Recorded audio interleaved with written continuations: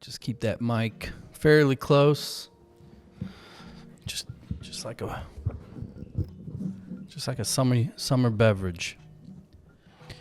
Mike Parkinson. What's up, my friend? How are you? I'm great. You know what? I just noticed something. I've got a little theme of my show. What I really want to do is a little red and blue, right? You got the blue plaid. I got the red plaid. I planned ahead. I do my homework on you. Well, I wore my alma mater's colors. Yeah, I didn't. Thanks for joining me. Appreciate being here. So for those that are reading their digital dashboard, wondering, okay, what am I listening to this time? Quick little bio. Mike Parkinson, I'm not going to say how many, but I'm going to say you're a few years older than me.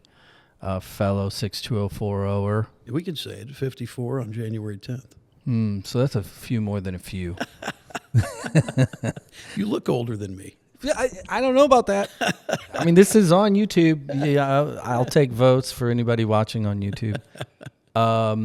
You've been a lifer in the GC, and at this day in time, you're kind of the CEO at this point. Yeah, you could say that. 54 years and going strong, and the mayor for the last 4 years. So it's a CEO position.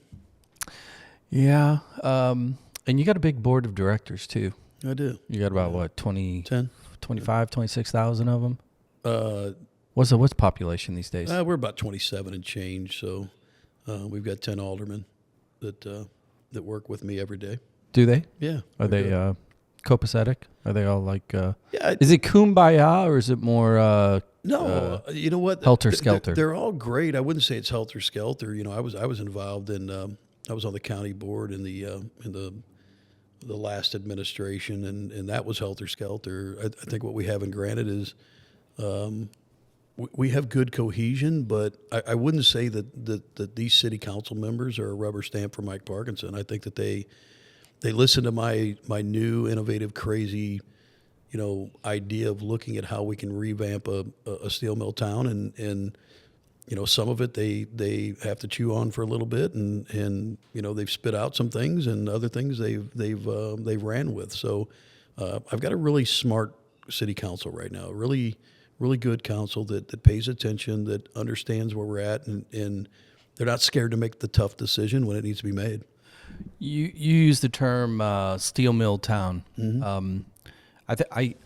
I think about Granite a lot as an expat growing up there, obviously, and that term in particular, because anybody that is truly a Granite Cityan, right? Either lived with somebody, is related to somebody, is a neighbor of somebody, or knows somebody, intimately that was at some point or currently employed by that mill. But over the decades, you and I both know that's getting tougher and tougher. So using the term steel mill town when, the number reality of those that are over there in the blast furnace or rolling it out or on the switcher or whatever it is has been declining.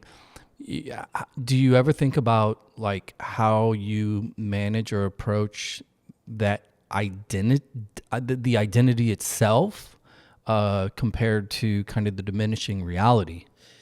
Yeah, I mean that's one of the things we're working on right now. It's always going to be a blue collar steel mill town. Even if the steel mill were to close tomorrow, people are still going to remember Granite as a blue collar steel mill, hard working town. The steel mill employed about 3,000 people. When all this talk started about the sale of U.S. Steel, about 3,000 people, and the data showed that 300 of those people lived in the 62040, and the 62040 encompassing Granite City proper, the township areas outside the city limits, Mitchell and Pontoon Beach. So that means there's a heck of a lot of people that don't live in Granite that work at the mill. Yep. And this has kind of been my point to other civic leaders around the area is, You can't look at the steel mill deal as a problem for Granite City. We have to look at this as a problem for the region. And Well, who's picking up that phone call, though? I mean, because I know you well enough to know that part of your job is not only providing services and vision and leadership for the people within your town, but Madison County is more of a homogenous blob that realistically should have more organization amongst munis.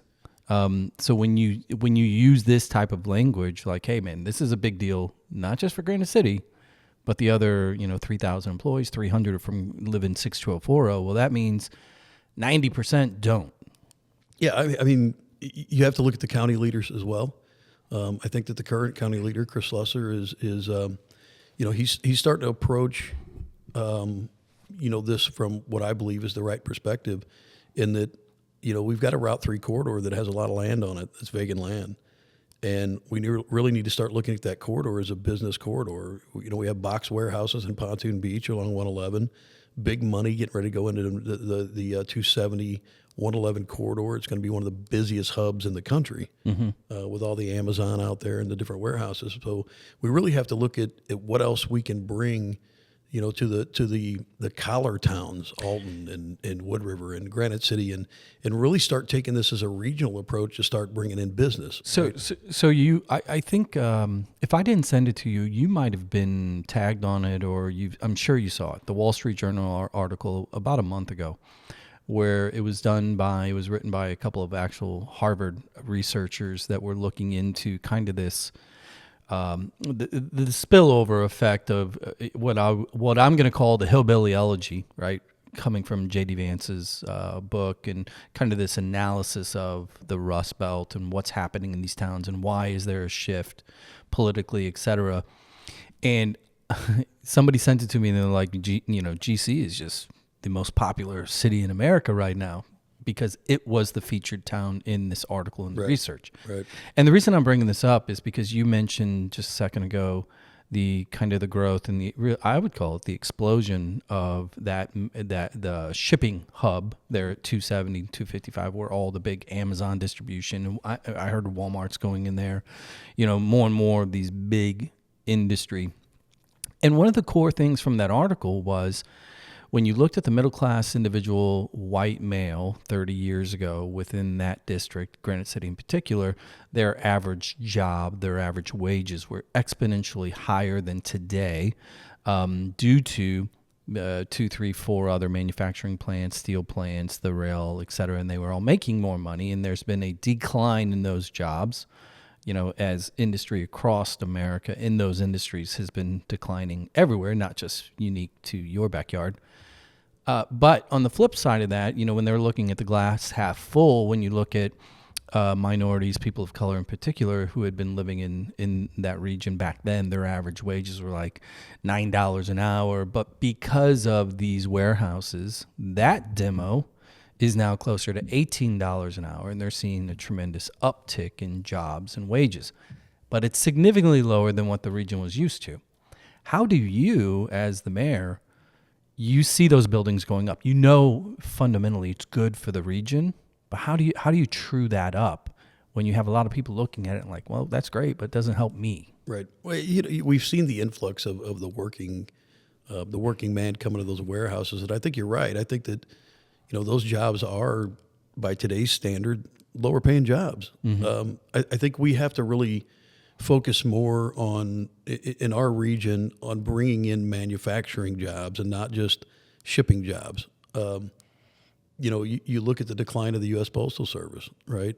I mean, they went from being, a big leader in shipping to struggling now, right? I mean, nobody uses the mail anymore.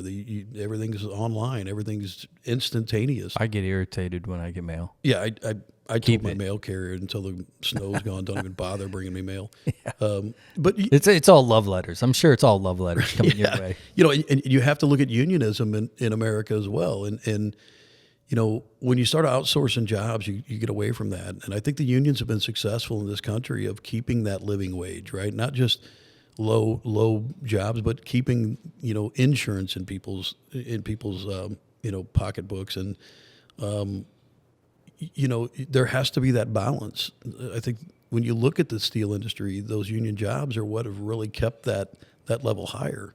And when you allow, companies to just sell to a foreign entity, I've said this before, they can talk all the lip service they want until it's on paper and it's honored. You don't have anything. And that's the fear with, the sale. So let me play devil's advocate a little bit on that, because being a financial nerd, and obviously having a tie to Granite, I had a lot of interest in that particular scenario and what we're talking about. For those of you that are listening, Nippon Steel out of Japan, which I believe they're the second largest in the world, had an offer on the table to buy out U.S. Steel. Multi-billion-dollar deal, and through their lens, the upside was, number one, massive cash influx. Number two was a quote promise. I won't say their fingers weren't crossed, but there was a promise that the multiple plants across the country would see massive investment to bring them up to speed. And Granite City being one of them was on the list. And going into last year, 24, the political season, both candidates were opposed to the deal without really giving a lot of info. They seem to be opposed to the deal publicly purely based on name, based on kind of foreign influence. We're not going to have a Japanese company own U.S. Steel. However, Wall Street, the vast majority of Wall Street was like, this is a good deal. This is a good deal. That's probably going to save more jobs or create more jobs than not. Well, but what most people don't know are the things that some of the insiders know, like language that was in there that basically got them out of any of the contracts or any of the promises made for things like simple disruption in the workforce, like labor disputes. Right. They could use that as a critical incident and just circumvent all those promises that they made. I totally agree with that. And I want to throw some questions your way to just kind of see, how you feel about, comparing and contrasting the risk, the threat. Because historically, up until this point, U.S. Steel has been ran by a board of directors and, in a company, a C-suite that is domestic, that is publicly traded. And at the end of the day, they're really beholden to the shareholders. And over those years, again, having a brother that worked there for a long time and many, many other friends, as you as well, that have all been there and been through contract negotiations, their terms are up, and just the changes in the marketplace. With Nippon coming in and saying, look, we're going to put $14 billion or $15 billion, whatever the number was, we're going to invest it in America. We're going to give you guys this money, and we're going to, improve it all. If you go backwards, that's $14 billion than the domestic ownership has offered over the same period of time. So, like, if somebody's just what is it, 100% of a grape or 10% of a watermelon, right? But it feels as if the name U.S. Steel got in the way of maybe. I don't think so. I think, you can tell me right now that you're going to give me, $15 billion to invest in a company, but then over the next 30 years, I'm going to decrease the living wages of all the employees with it, and I'm going to take all the profits, and I'm going to take those back out of the country. Now, is that $15 billion a good deal down the road, right? Well, I think that the fact that we came to a point where a foreign nation, an ally, we're not talking about China, we're not talking about Russia, we're not talking about North Korea, we're talking about an ally. Today. That's always the key point, right? I mean, allies change. You don't know. So let me just ask you this. Do you feel that the corporate leadership at Granite City, not at Granite City Steel, the old me in me, at U.S. Steel, do you believe that they're truly an ally of the American worker? U.S. Steel now? Yes. I mean, look, these guys have got some good contracts with U.S. Steel. Revenue sharing is a big thing. These guys have done pretty well under U.S. Steel. So, yeah, I would think that they are. They have been pretty decent to the employer. I mean, there's always give and take, right? In any business, I've negotiated hundreds and hundreds of contracts. There's always give and take. I think that if you ask the unions now that, has their relationship been perfect? No, but have they all made a good wage with this company? They've all done pretty well. So, as a publicly traded company, for your constituents, for those people that are working there, how do you view kind of that arm wrestling match between the company and its shareholders in increasing margins while decreasing expenses, which is code for cutting benefits? Yeah, I I think what the biggest indicator of behavior is past behavior, right? And if you look at the CEO, Dave Burritt, and you look what he did with Caterpillar, right? Mm-hmm. What makes anybody think his behavior is changing? Zebra stripes never go away. No, I get that, but I would say, let's see what the ticker does. Yeah, yes, but again, if the corporate profits are leaving the country, right, and the diminishing workforce and the diminishing working wage, living wage, is decreasing, what good have we done? No, and I can see that too. Because again, Their history of dumping steel here. I mean, there's so many negatives to this that, I still don't believe this is a good deal for America and a good deal for American workers. So how do I don't think this company is a good deal for Granite City for sure. How do you zoom out though? Okay, so you have a town of 27,000. You've got approximately 300. Let's assume that there's 4 people per household, right? 1,200 of your 27,000 constituents work there, spend their money in town, or they have a home. They're paying the property taxes. They're doing all that other stuff. But the other citizens are, in terms of what's the benefit to everyone else, because global trade. Historically, I don't think anybody could deny global trade, number one, reduces costs on everything everywhere, the vast majority of the time. So do you ever fear isolationism? Well, what I fear is that none of them are giving us a plan for Granite City at all. Yeah. Right? Yeah. And that's a problem for me. If this is such a good deal for all the steel industry in the United States, all the U.S. steel foundries, then why aren't we seeing the roadmap? Why aren't we seeing what the plans are?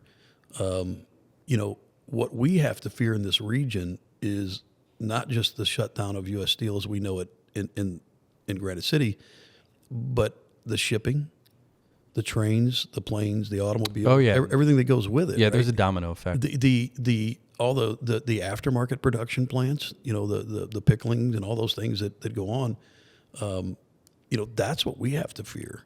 It's not just the steel jobs. It's And the power. all the things. Yeah, it's all the things that go with it, right? And then as a city, what I have to look at too is if they do pull the plug. I've been very vocal about this. Is that what is their footprint there with what's in that soil? What's in the ground? What's in the water that's left over there? Oh, it's an EPA disaster. Yeah. So I've had conversations with Senator Duckworth about this issue, and she made mention that this will be something that we will hold them accountable for, to make sure that if they do depart, that they just don't let this thing deteriorate and pollute the ground around it and eventually become a major EPA cleanup site. So let me a quick sidebar question then, because what we're talking about is domestic jobs versus cheaper prices versus now we're talking about EPA protecting citizens' health. But well, it goes beyond just protecting citizens' health in the EPA. You have to look at. I can't allow them, if they do pull the plug on a vast part of that right. of that property. I can't allow them to just let it sit there and rust like they did in Pittsburgh. Right? I can't allow that. I have to make sure that they're held accountable. Our government owes us that. Totally agree. So my question is this, and this is a more generic kind of policy question, specifically Democrat versus Republican policy, just kind of ideology. What you're describing is literally subject matters that swing across the fence of conservative principles versus liberal principles. EPA, clean environment. Yeah, that's held by the left for the most part.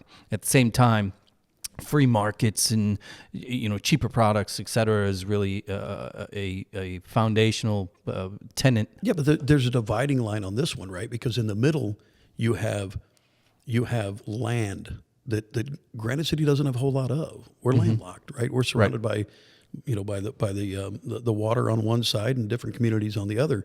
So, if you look at it from both perspectives, because I try to tell people I'm not a mayor that's here democratically or Republican, right? I'm here. What is your official party affiliation? Well, you know what? I ran as a Democrat when I was on the county board.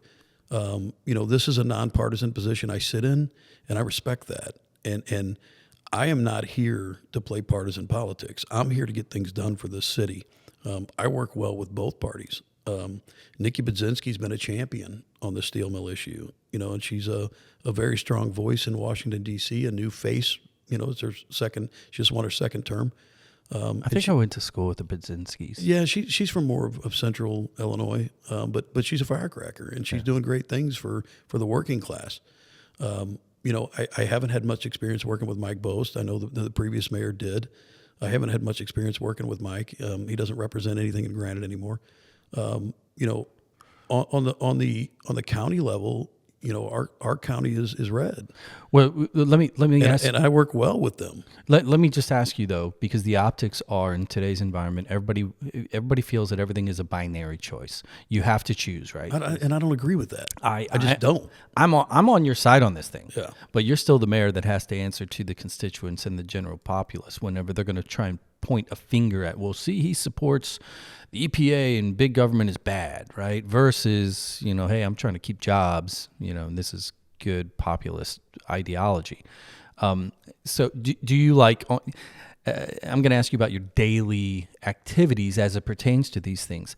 Do you let politics at least affect how you deliver your messages or your ideas, or are you stubborn enough to be like, I don't give a fuck.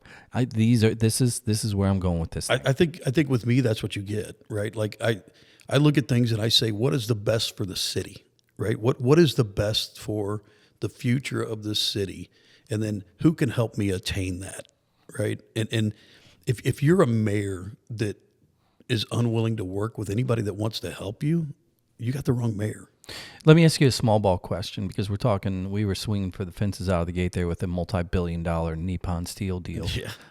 Let's go small ball. As far as like trying to define. Let me finish one thought though. Go ahead. Before we get off topic with that, when you're looking at, like you said, the EPA stuff is more to the left, and the business part of it's more to the right, but somewhere in the middle is returning that land to Brownsfield.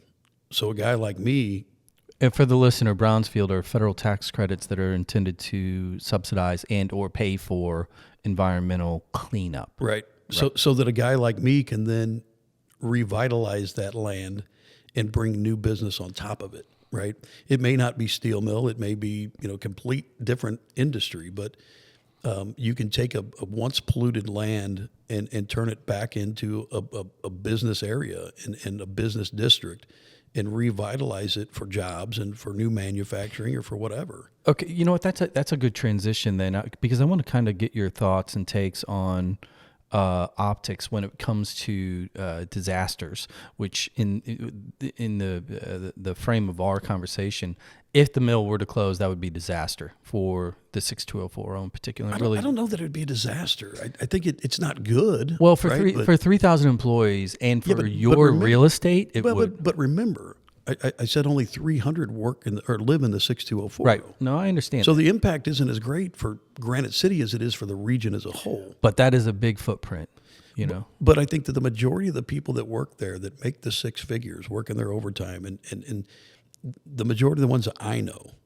they live in $250,000, $300,000 houses in other communities. Right.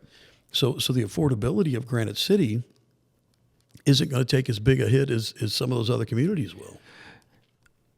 So what I wanted to overlap is current events right now as we speak. There's just an unprecedented natural disaster occurring out in California, the LA fires. Terrible.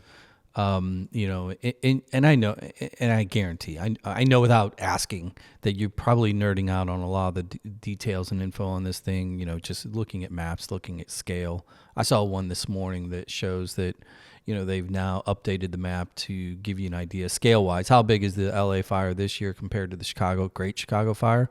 It's not even close. I mean, it's like 20, 30x. So my question is, for the sake of our discussion, let's assume that a U.S. Steel imploding in the Granite City mill, that plant closing is considered a local disaster. When you look at the fire disaster that's occurring, you know, there's only so many things that leadership can do in preparation for either natural disasters or Wall Street whim. How do you, like, as you read the tea leaves, right? As these things start to come down the pipe and you have a better understanding of what's going on in the markets and supply and demand for said jobs, et cetera, you know, do you just hyper focus on what is your own finish line, or are you constantly contingency preparing? We're constantly contingency. You know, my economic developer, Kathy Hamilton, and I are constantly in meetings talking about, you know, trying to bring new business. You know, I had a deal going with a manufacturer of primers for ammunition. It was going to bring, you know, somewhere in the long run upwards of 300 jobs to the city. Unfortunately, we couldn't get a land deal done. The people that own the farmland, they're farmers, and the price that they were asking for the land wasn't conducive to the deal. Even with, you know, working with the state leadership to help offset some of that cost and put some incentives in there. You know, I think that they were over the top on the deal. You know, they were trying to make a fortune off something that wasn't worth what they were asking, and then wanting me to use tax dollars to put the infrastructure in on top of it. Yep. So, you know, we're constantly looking for new deals, new jobs in the city, but you know, our big focus is, if they do shut the doors, is on that brownfield. It is on making sure that if the government's going to allow it to be sold, and Granite City's not going to be a part of the future, that the government also holds them accountable, whoever buys it, or if U.S. Steel ends up keeping it, whoever buys it, that the U.S. government holds them responsible for cleaning up this site and returning it to land that I can then revitalize. Well, if it's good, if it's valuable enough to view as national security, right? That it should be valuable enough to make sure that they clean it up. Yeah, so that humans aren't polluted indefinitely. I mean, look, you got one of the most beautiful lakes in the area out there at Horseshoe Lake. People fishing that thing all the time. It's three-eyed cats. Yeah, you know, catfish. You know, nobody advises eating it, but nonetheless, you know, we have to protect that state park, and we have to protect the land around it, and those are water sources, right? And you know, it's their obligation. Yeah. When you look at on Route 3, all the money that had to go into Cometco, right, to clean up that plant there. You look at, you know, in Granite City itself, there's still areas that were part of massive EPA cleanups. Here's what we're going to do. We're going to take a quick break. When we come back, we're going to get back to the small ball, and I want to do a little compare contrast of the GC identity versus those that are up the bluff. So I know you're not going to go anywhere. I'm not going anywhere. We'll be right back. We won't get in the weeds, but we were just talking off mic. Well, I was talking about it prior to the break. You know, you talk about natural disasters, right? And part of that is, look, it's weather. Yeah. We all deal with it. Here in the Midwest, it's a whole different thing. You know, we went how many years without a real blizzard? I mean, let's see. We already established that you're a few years older than me. But when I was, what was that, 82? Whether the blizzard of 82? It was in the 80s, yeah. You know, I remember it was like 3 foot. Right. But then we didn't have another one of those ever. Well, we had a few smaller ones. But here, fast forward to 2024, I was in Granite just the other day. I think you guys got around, 8-9 inches combined between the two? 8 to 10, somewhere in that range. But a good amount of... More than we've seen in many, many years. Yeah, but the problem was the first wave of it was wet, and then froze, and then We're always on that line, right? That it's either snow or it's ice. I-70. And sometimes, yeah, and sometimes it's both. And this was both. You know, we can do our equipment does really, really good at snow removal, but when you get snow removal done and then you get sheets of ice and then snow on top of that, you know, these are snow plows. They're not ice plows. Yeah. Well, they all think it's like a Zamboni that's going to bring it back to asphalt. You know what? Let's get the Zambonis out. That would be dope. I'm a Zamboni. You should guy. drive it. You know, I was a hockey guy. Yeah, you should just drive it around. The mayor driving a Zamboni. I think that would. I wrote raise a little money on I that. rode a horse in the last parade. Yeah, I saw that. The horse apologized. 1960 something, I think, was the last time a mayor rode a horse down Main Street in Granite City. So you're pulling out all the old bag of tricks. I don't even know why I did that. I don't know. I like horses. Well, I thought it was funny. I thought it was really well played, and I know you well enough to know that you do have a darker side of sense of humor when prompted. And your post, hey, I would like to officially announce that we've touched every street in town. Yeah. You know, our workers have done a great job, and oh, by the way, my street was last. Yeah. There was a good amount of tongue in cheek there, but, and I'm not going to ask you if that was actually true, but it was. Do you do those things on purpose though? Because No. if you are not, if you're apolitical as far as like from a party perspective, and if you're truly an independent, then watching what is working on multiple levels of national and local politics is theater. Theater works. Mm-hmm. Doesn't need to be true. It just needs to be entertaining. And so when you do things like that, is it strategic or is it just you? It's just me. We planned for this. We maintained budget for a big storm like this. You know, I was taking criticism from my street department workers because they weren't getting the overtime that they were used to. You know, and I told them, I said, look, my administration doesn't spend overtime just because we budgeted it. All year long we towed the line so that we had plenty of money available for a catastrophic event, which is what this was. If we did anything that I think we can do better at was just communication, right? We called Alton, we called Collinsville, we called other cities and asked them if they were struggling with this storm too, if it was just us.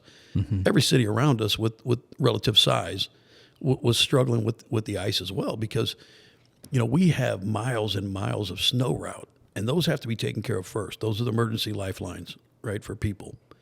And those have to be taken care of first. In this particular event, they had to be taken care of 3 times.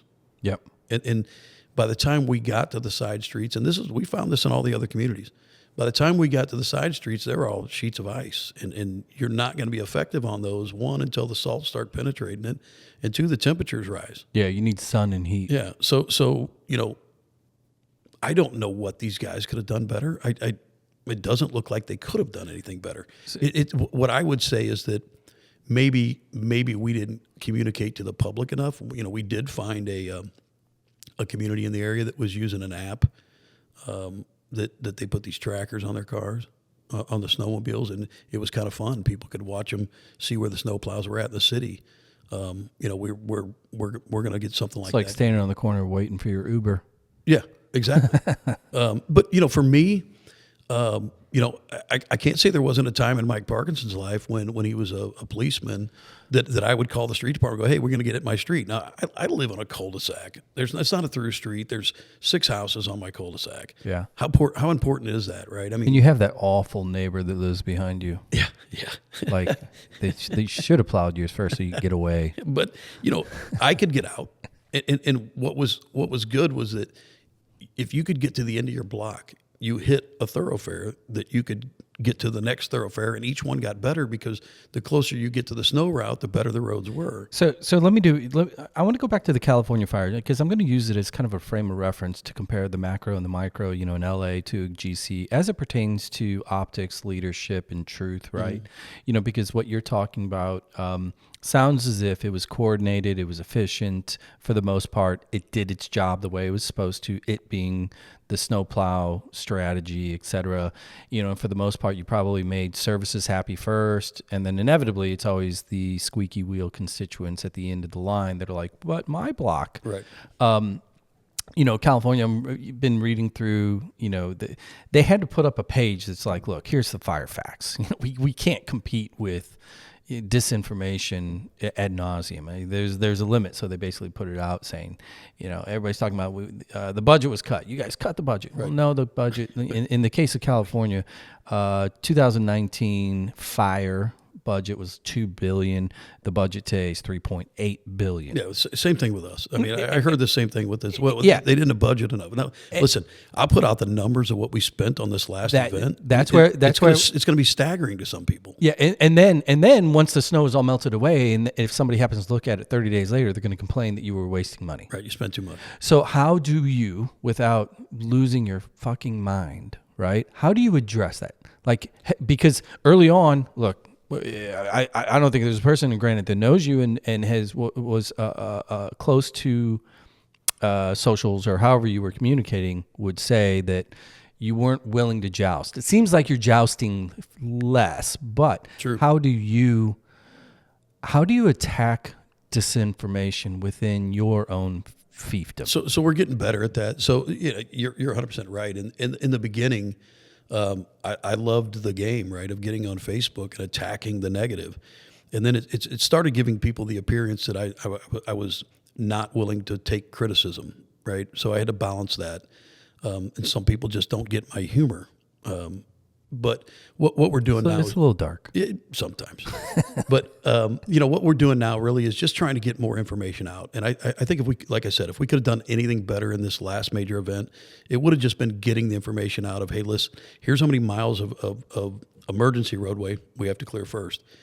If you just do the math equation, you have 7 trucks and you have X amount of miles. So let me ask you a communication question, because in today's environment, network television is dead. Everybody's cutting the cord. No newspapers. You have no newspapers anymore. So when you have kind of this diaspora of all these different options to communicate, how do you, as a mayor within the city of Granite City, how does City Hall, what is your best way to communicate?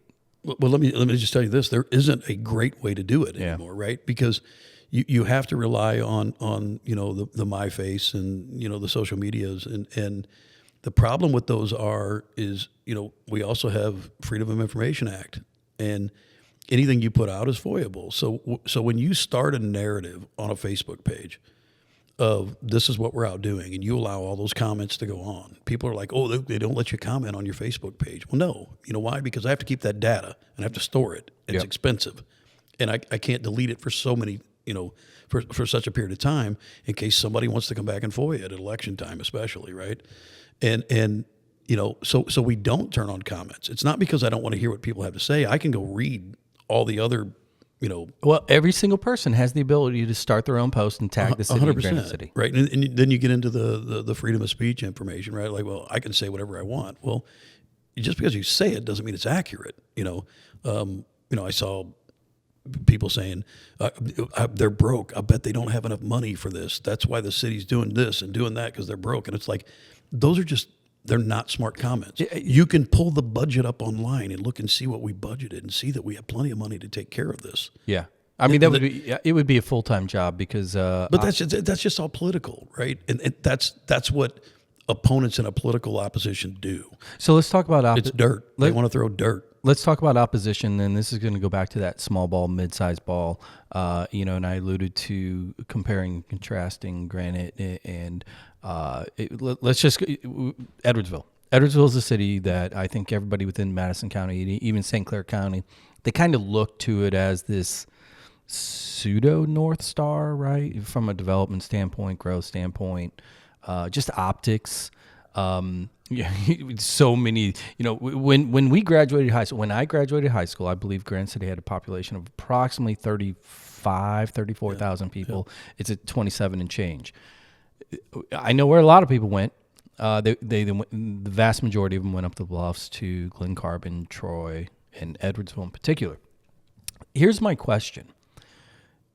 In attempting to grow the community, to grow businesses, to solicit, new, whether it's manufacturing, whether it's services, whether it's retail, whatever it is. How much does what Edwardsville has done come into play in your strategy? Because you don't have to go far to see, what is theoretically working. Now, whether the numbers are good or not, I don't know. I don't know Edwardsville's financials. But if you're comparing and contrasting, what's your takeaway from watching what's happened there over the last 25 years and what you are now trying to do in Granite City? Yeah, you can look at the history of the world, right? When you go back to kingdoms, you have a kingdom at the top of the hill, and you have all the peasants down at the bottom, right? That's the financial structure that we've created in this region. Do you think it's purely financial, or do you think it's like it's a persona? It's 100% financial, and I'll explain that in one question to you.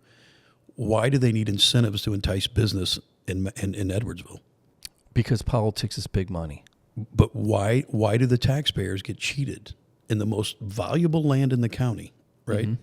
Why are we giving away tax dollars to people that are going to go there, whether you give them incentives or not? Yeah, so you're probably not going to expect this answer from me, but because I tend to get in this discussion here in the city of St. Louis often when it comes to TIFs or abatement, mm-hmm. or I tend to lean in the direction of municipalities, when capable, should have skin in the game. Yeah. So if there's incentive, discount, whatever, should be skinning. Now there's a quid pro quo that comes along with that, in my opinion. Number one, public safety.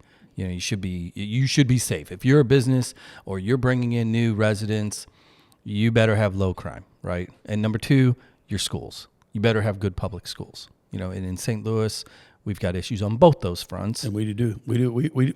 Our public safety here in Granite is second to none, in my opinion. It's not because I'm a homer, right? Because I work there, but our fire department is ranked very high as well. So let me answer your question. What do I think about Edwardsville? For-profit businesses going into Edwardsville and receiving tax incentives from the rich municipality. Unfortunately, I think that's just how the business is done. So until there are laws scripted via, either their own, within Edwardsville or Madison County or state of Illinois or whatever the level is, if you're not breaking the rules. But the conversation has to be this. You have to build up all the communities, right? Otherwise that's what you have. You have the kingdom at the top and the peasants around the bottom. And when you don't give enough incentives to the areas that are struggling, you're just creating urban decay. No, I agree. So when a mayor like me goes to the county and says, look, I'd like my incentives to be a little bit more than everybody else's because I need it, right? I can't entice certain businesses to come to Granite because the incentives are the exact same, right? Why? The question's, why would I come to Granite? You don't have the population and you don't have the traffic numbers. Yeah, the median income is lower. And you're never going to achieve that, right, without better incentives to get people to come here and invest here. Totally now, agree. We're doing it from a grassroots effort, right? I mean, we've gotten more investment recently than what we've seen in quite a few years. That's not a knock at previous administrations. I'm just telling you that we're working hard.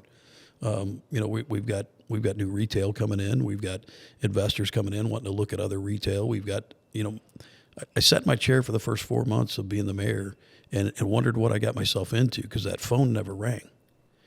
And one day I just said, you know what? It's not going to just come to me. I'm going to have to get up and make it happen. Yeah, you got to dial for dollars. And we started hitting it, and we've got a great thing going right now. We're the only one that I know of anywhere that has an incentive-based program on housing.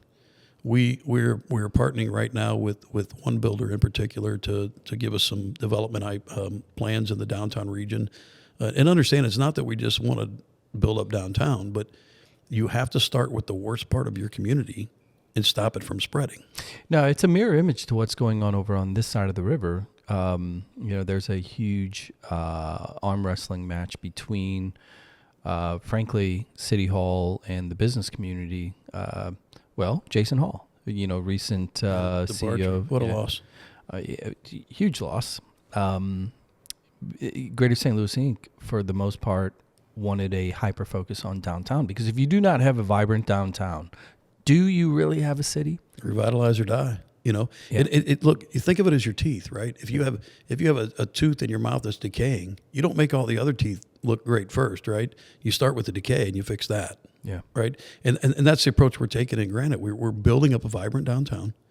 It's going to take time. You can come out and say, well, they've been in office 4 years. They haven't got everything going downtown. Well, let me tell you something. It didn't get that way in 4 years. Well, don't you love that the vast majority of people probably, tweeting or going off saying, oh, support local, are probably sitting in a Burger King drive-thru. Yeah, right. Like- But we partnered with Fund Construction right now, and we're looking at a complete housing revitalization. Most people know I've taken criticism. Well, he's torn down all these houses, and now we just have these vacant lots that the city has to cut. Right? Well, that's not it. Phase 2 is to bring builders in and start building on those lots. We've recently partnered with Matt Fund and Fund Construction. They've been a stalwart in Edwardsville. I mean, just fantastic looking buildings in Edwardsville they built, and we met with Matt, and Matt's just multi-unit, multifamily. some, Both. yeah. We're looking at some apartments too, but what we're looking at is building on those lots and getting some new market homes. Open market homes, right? We're not looking at subsidy homes. We're looking at building houses in neighborhoods, because if you look at just on a small scale, we did this one house at a time program where, the city had houses that we had to go in and clean up, and then the people would just sign the house over to us, and then we would put it on the market and bid it out to an investor that would come in and flip it, and you basically take the worst house on the block that's selling for $20,000 and $30,000. It's bringing down the value of everybody's home, and just continuing to do that, right, from one renter to the next. And your property values are never increasing. So then you get people saying, "Well, I'm leaving because I'm not going to ever realize any profit on this house. I'm getting out of here." Yep. So we're taking the approach to bring up every neighborhood one house at a time. But now we've stepped it up, that we have plenty of vacant property now that the city owns and other investors own. Some of them are in tax sales, that we can encourage these builders to come in. And the one thing we're doing... Do you have demand? Do you have demand for home buyers? Yeah, listen, I mean, the market in Granite is crazy right now. I mean, we're seeing houses sell for big dollars, and it's not... I mean, these are people coming in and buying them and living there. I mean, it's probably the best time I've seen in a long time in real estate in Granite. But the one program we're doing... is what I saw was we have enterprise zones, right? And it's usually designed to bring in retail business into a shopping center. Mm-hmm. And what that is they can come in and buy a property and fix it up and not pay taxes on the wood and the roofing materials and those things to fix up properties. And then they were also given a 10-year tax abatement on any improvements they made. So Schnucks, perfect example. Schnucks was in an enterprise zone, and they wanted to remodel their whole store. They could do it tax-free, all the materials tax-free, and then we wouldn't raise their taxes in Madison County for 10 years on those improvements. Yeah. Pretty good deal. Well, I looked at it, and I said, well, flippers are businesses too. Why are we shutting them out of those incentives? Whose businesses too? Flippers. Flippers. Yeah. Flippers? People that are coming in and buying. Oh, flippers. And even home builders. Real estate flippers. flippers. Right, Yeah, right. yeah. So even builders, for that matter, that are in an enterprise zone, why can't they partake in that as well? So we have passed that program. All of the taxing bodies in our enterprise zones, from the county to the library district, have all approved this incentive. So it's going to be a massive undertaking now that we've developed the properties. We didn't have properties. So we've torn down over 300 houses, right around 300 houses in the city, and most of those are in those depressed areas. Right. These were the worst of the houses. You couldn't remodel these houses. You couldn't. These are the houses the flippers weren't even buying. So let me ask you this then. Let's take a second and maybe speak to the an average Granite City family, mm-hmm. right? A couple of parents. You've got a kid graduating from high school who's about to go to college, and maybe another one coming up through the pipe. I want you to take a second and speak to the kids that have grown up in your town, that have went to the public schools, that are now the one that is getting ready maybe to go up to SIUE or wherever, right? What's the pitch? Because what's the pitch to keep them or to bring them back? If you were to lay out a vision or an opportunity or a message to the next gen? Because that seems to be, all the people that we know that have kids that are going through this process. When you do ask, hey, where are you planning on moving to or living, or are you going to come home? A lot of them are on the fence, right? And I think to your point and to the subject matter, when you start to get into new home construction and affordable homes in general, you really look, okay, who's the buyers, right? Connect those dots. Well, What are you going to say to somebody that is like, you know what, I'm going to go get my degree, an engineering degree, and I'm going to be, you know what, there's a reason for me to still live in this. Yeah, those are the ones we're exactly targeting, right? Is we've seen so much of that all the guys that we went to school with, they moved somewhere else, right? Their kids are now part of wherever. School districts are what they are. I don't have any control over those. A lot of people think I do, but school districts, separate taxing body. I thought you were the CEO. Right. I don't have any control over what the school district does or what their ratings are, their grades are. But what I can control is the housing markets, and what I can control is giving people the lifestyle that they're looking for.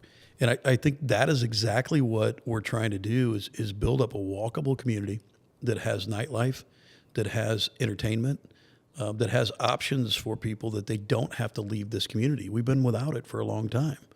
The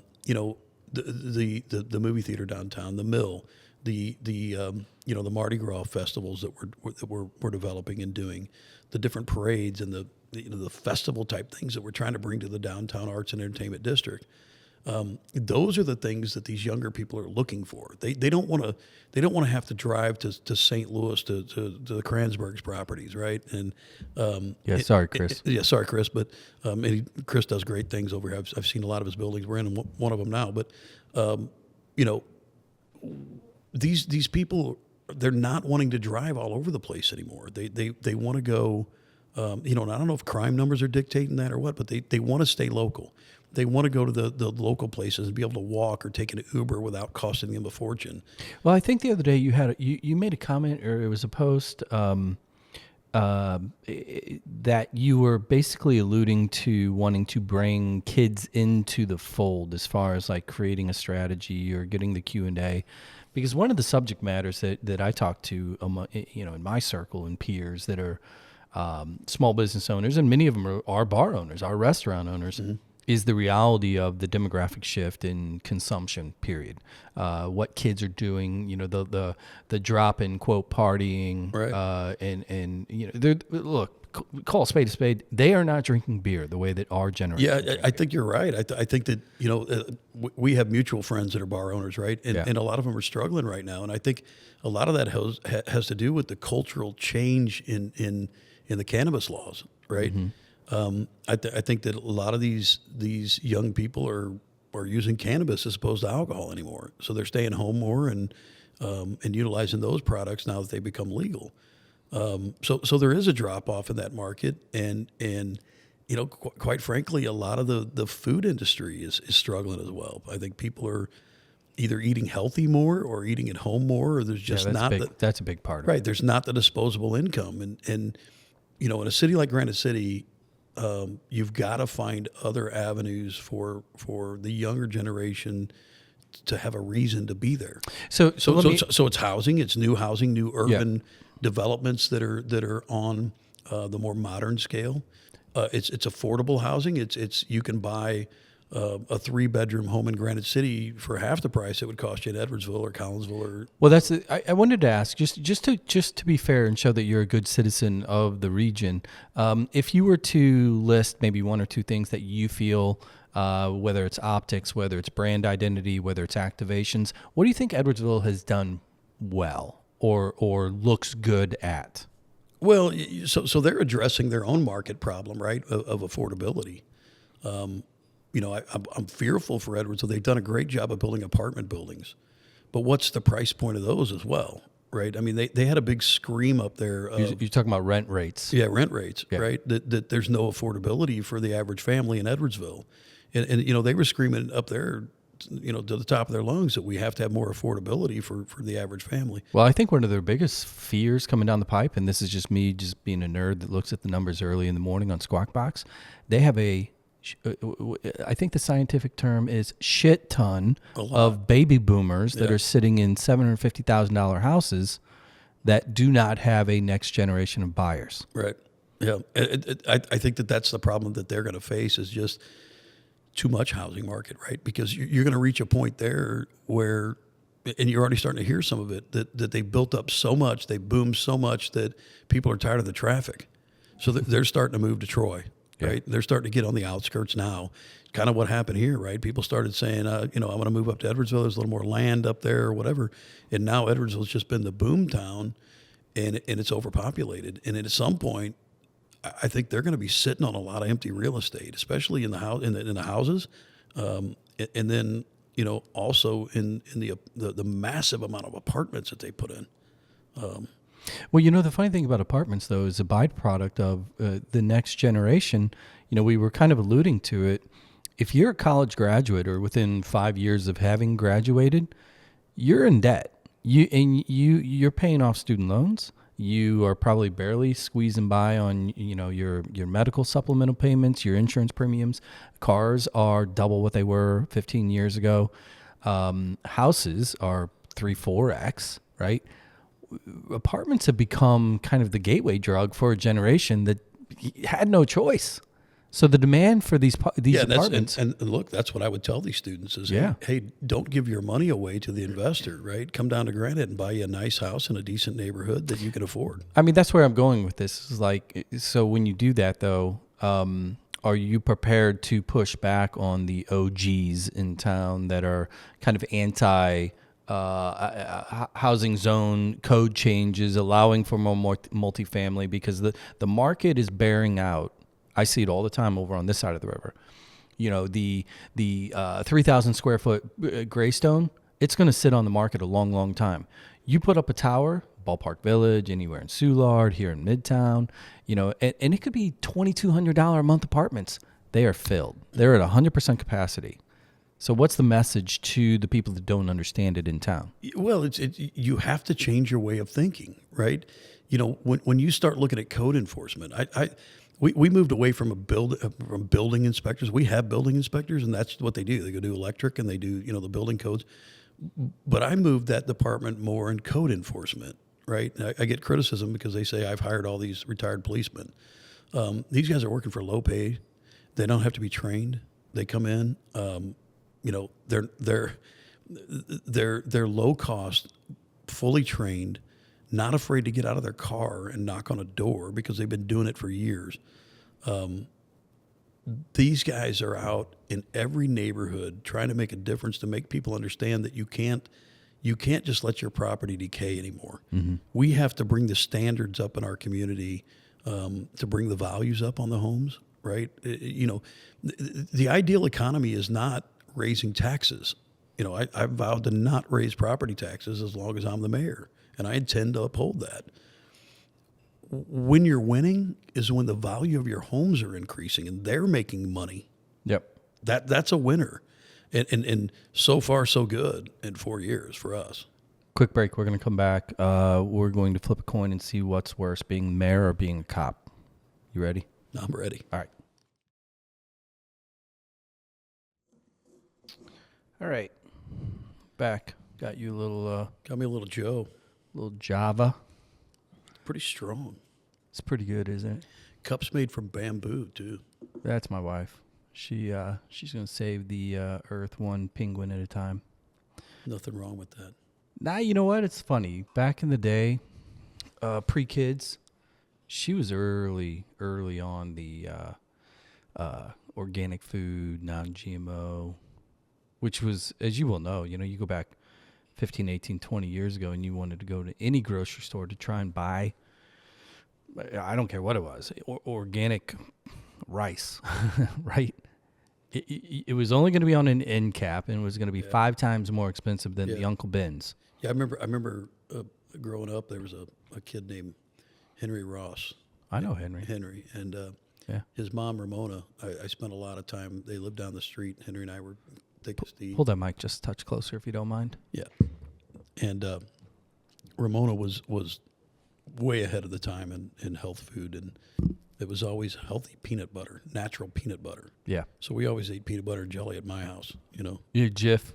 Yeah, with the Jif. Bunny bread. Yeah, all of it. Instead of the the wheat and the healthy, stuff down at their house. Yeah, it's totally different though nowadays because like It is. I think got it's better. They've come a long way with it. I mean, it was terrible back then. I remember. Yeah, the new ones are good, and actually Jif has an organic peanut butter. Yeah. Yeah. And the other one, but the red cap, even my 11-year-old's like, that's palm oil. I'm not touching that. Well, shit. now I look at the features I have going on underneath this winter shirt I've got, and think maybe I should have ate Ramona's peanut butter. Right. Good You know, people, good memories growing up. well, I told you that I have very few bullet points here and no guardrails, and you talking about that kind of makes me think about. Actually, I was just joking the other day with the younger Sturdivant. We were heading up to Stagger Inn. Oh, Greg. Yeah, Greg. He's a brother. He was like. So I was the oldest. Dana was middle. Ryan was the youngest. John Miller was our 3B. Yeah. Because he was right next door, him and Carrie. And then Greg was like the fifth brother, always around. Yeah, and I was closer to Chris. He's more my age. Yeah, he's a few years older, and you were a few more than those few. Right. Yep. you keep rubbing that in. Dude, well, if I get the chance, I'm going to take the swing. But, what I want to talk about is identity. We've been talking about strategy, really more than anything. We're talking policy. We're talking, big picture things, housing, jobs, manufacturing, Nippon, Edwardsville. But the one thing Granite City has always had, for as long as I can remember, and everybody talks about it, that's not from Granite City, is it does have what most want to make fun of, but the reality is when you get them in private, it's got a vibe. It's got a culture to it. It does. You're talking about Ramona, right? Yeah. I immediately start to think about, the Ernie and Annies of the world. Yeah. The Marcos of the world. Yeah. Funny story. I'd never been to Chava's in Edwardsville at one time, and my wife and I were just popping in there, and we were going to grab a taco. Mm-hmm. And I sit down there, and it was kind of crowded, and I sat down at the bar, and lady sitting next to me, I said, what should I order? And they said, the fried bean taco. And I said, I'm in. So I order the fried bean taco, and I'm eating the taco, and it is the exact same taco that Ramona made in her kitchen on Thursday nights. Yep. So I said, is the owner here? And they said, yeah. So they bring out the owner, and I said, listen, I'm trying to figure this out. I've been eating this taco for my entire life, and I don't know why you're able to make it exactly like the one I grew up eating on Newell Drive.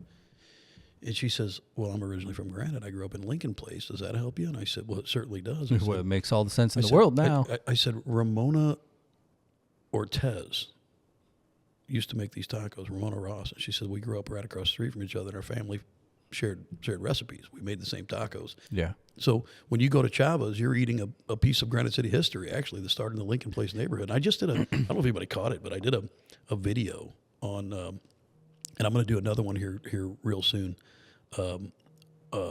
about tacos in Granite, because there's three distinctive tacos, right? And from the Lincoln Place neighborhood in Granite City. Small deep fried, medium deep fried, and large deep fried. Yeah, all healthy.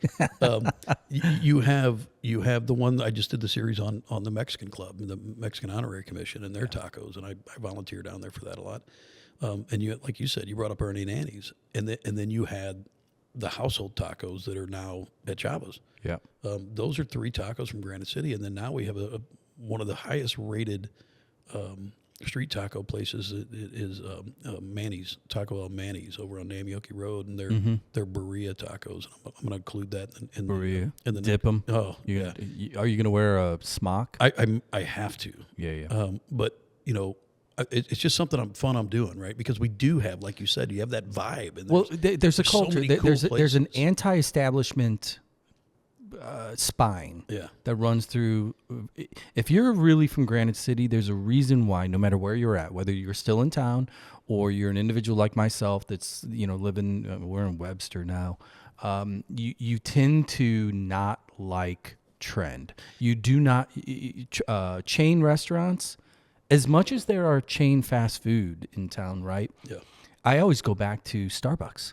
Yeah. Granite City's a town that shut down a Starbucks. right? Yeah, it wasn't just Granite. I mean, the small market Starbucks. They were shut So down. I totally understand that, but let's own that because I do think that is part of the identity that is, and I think in a counterculture environment, which is everybody's anti-establishment these days. I don't care if they're from New York City or they're from Tulsa or they're from Granite City. Everybody's anti-establishment, and Granite has been anti-establishment since day one. Yeah, so that's what you were talking about the OGs in the last segment, and that's kind of the thing. Like you have some of the OGs that are like, hey, we need to get more Ruby Tuesdays and more whatever into Granite, and They won't work. It can. I mean, Applebee's has been there for quite a while now, but I think that we are 100% right. We are a town. If you look at the main intersection on the north end, right. Failing in Johnson. Yep. And there's four coffee shops right there. You have the new Scooters, and then you have Mimi's right 3 doors down, and then is that what she calls it? chocolate Mimi's? covered. I always Mimi's, call it Mems. That's their grandma, Mimi. Oh, okay. The kid's grandma. Well, why don't they spell it M-I-M-I? That's the way the kids did it. Come on, Emily. So and then you have chocolate covered creations. You have all these these other, that are all right there in that same general area. But you've got people that will go to Scooters. The younger generation will go to Scooters. The older generation wants to go to mom and pop. They want that connection, right? Mm-hmm. And so when you look at the new developments, right? I mean, there's places in town that are just mom and pops that are killing it. Manny's Tacos on Manny, a good example. The Park Grill. Mike just absolutely murders it. If Mike ever ran for mayor, Mike, might have a fight on your hands. The good thing is he doesn't live in the city limits. Oh, okay. and you know what? Mike has always been a big supporter of me. And I was just trying to get a free burger out of the day. Yeah, you know what? I always mention Park Grill because they are somebody that would suffer a little bit in their business if the mill closed. Right? Well, I think in terms of and here's where I'm going with this because I want to get into more of a cerebral philosophical angle here. All communities struggle to define self, right? Bigger cities with a lot of money, they tend to go out to market and they hire a marketing firm and they hire a brand firm. And they're like, help us define who we are. In Granite City, even if it had the money to do that, I guarantee whoever you hire would fail because there's something in the water there, no pun intended, that is just truly Americana, right? It just feels like you know how when you travel, you buy enough beers or shot in a beer from the bartender, and eventually you get to the point where you're like, okay, they might not think I'm a nerd anymore. Then you ask them, hey man, what's the local joint, right? Yeah. Granite City is a town that is all local joint. Yeah, pretty much for the most part. Yeah. You know what I'm saying? Because the things that are more mainstream, Applebee's, et cetera, look, if they're doing well and they're serving the people, great.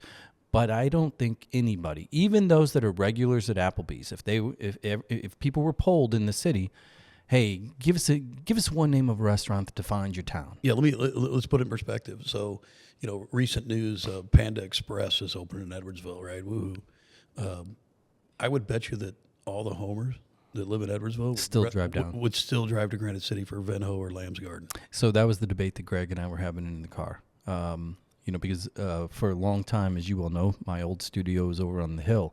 And in the hill, everybody thinks of it in terms of Italian food. But the reality is it's a sandwich neighborhood. It is. Right? And I would argue that there has been 3 sandwich shops. Amaghetti, Joyous, and then Viviano's, right? Sure. And you pick one. Yeah. And at that point, it's a Hatfields and McCoy thing. I'm a Joyous.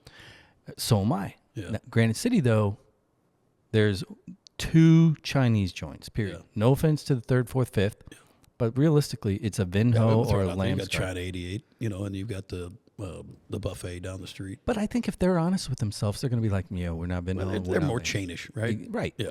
So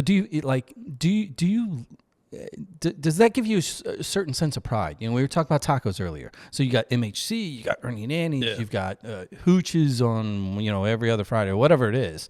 Like there's a certain amount of pride within the restaurant scene behind tacos and Chinese food. Yeah. And those are the kind of things that really, to your point earlier, it's one thing to bring in jobs. It's another thing to provide opportunities, services, restaurants for people to engage in, because that's your culture, not the work. Right? Yeah, and I'm always looking, for niche ideas, and whenever I get people, there was a guy that opened up a restaurant in the old Ravenelli's, right? Mm-hmm. And we sat down together, and he's a Granite City guy, and self-capitalized, was doing his own thing, and I told him, I think your menu's too broad. I don't think you can sustain in today's market 35 menu items, right? Yeah. And he went with it, and his first concept didn't do well. Then he changed it to a burger joint. I think it started working then, but by then you only have one chance to make a first impression, right? So it kind of, some of the people wouldn't go back for the burger place, even though it was fantastic, right? But those are the kind of things that we look for is I want you to bring me a concept, and I want you to bring me something that is not something we have already, right? You can look and say, Granite City has 4 chicken places, all within that same corridor, right? Mm-hmm. You've got all these 4 chicken places. But if a guy came to me that had a new product, even though it's chicken, you come to me and you have a new product that we don't have, right? Nashville hot, your own concept of whatever that is. Yeah. I'm not opposed to that, because we're looking for the local thing, right? Like, what is something that's great that you can't go to Edwardsville and get? So given that you tend to have more of an elevated education as it pertains to trend, because obviously you're looking at numbers, you and Kathy and the team. Yeah, are you trying to say I'm just not a dumb cop? Is that what you're trying to say? Sometimes. So we're not there yet. We'll get there. I do have, that is a topic that came up recently of we've elected. Well, before we go there, I want to finish this quick thought, because I want to ask you a question, because one of the most beloved restaurants in town recently announced that they were closing. Yeah. And that was Fried Chicken. Right. That was Twice Baked, and that is Jerry's Cafeteria. Mm-hmm. Had been in town serving at 2 locations. Third generation. Yeah, 50, 60, however At many least, years, right? At least. Yeah. And earlier we were talking about the next generation that is frankly partying less, et cetera, and, quote, eating healthier, right? Yeah. When I first heard it, I felt bad for the family. Know all the kids, know the third generation, and it sucks. Nobody wants to see a family business, decide, what, we just can't do it anymore, or we don't want to do it anymore. But here's my question, just kind of get your thoughts on it. We just admitted that you would agree that there is a shift in consumerism in this next generation, that 18 to 35, I'll even bump it up higher. They are not eating fast food. They are going to the gym more. Or in that case, cafeteria, right? Yeah, cafeteria food, especially that, because they just view it as that's gluttonous. How do you walk that fine line in fighting for tradition or legacies, and at the same time be cognizant of there's a rotation in people here and demand? How do you manage that? Well, I mean, the perfect example is Michi Gower. Big Meech's food truck. Mm-hmm. We didn't allow food trucks. The OG, right? No food trucks. Yeah, it's going to kill our brick and mortar. Right. Well, that's not reality, right? And we've actually now turned 2 food trucks into brick and mortar. You brought up Pusaka earlier, right? Pusaka started as a food truck. It was one of the first food trucks that sat on a lot in Granite City on Namioki Road, and did so well that they took their food truck to Alton and opened up a business on Madison Avenue. Don't you find it funny that all these people that complain are the ones that go down to 30A or to the Gulf, right? And every one of the communities they love to go to are bar after bar after bar after bar, because when you build them in mass, you create density and you create synergy. Density's the word, right? You have to create the density, and that's what we're trying to do. And they all view it as cannibalization as opposed to growth. Yeah, Big Meech. I mean, he's involved with a program that's really good. You're looking at ways to help homeless, right? And we haven't even talked about that issue. He belongs to a network of food trucks that I have tokens in my car that I can go hand to a homeless person, and they can go to Michi's restaurant, and there's 4 or 5 menu items that they can buy with dignity. They can walk in and pick one of those items and pay with the token, and nobody knows that they don't have money. So why is that not being, like, to me as the consummate PR guy, like that should be front page news. Well, it's stigma, right? We're trying not to be the hub. It was always if we need to do social work, let's send it to Granite, right?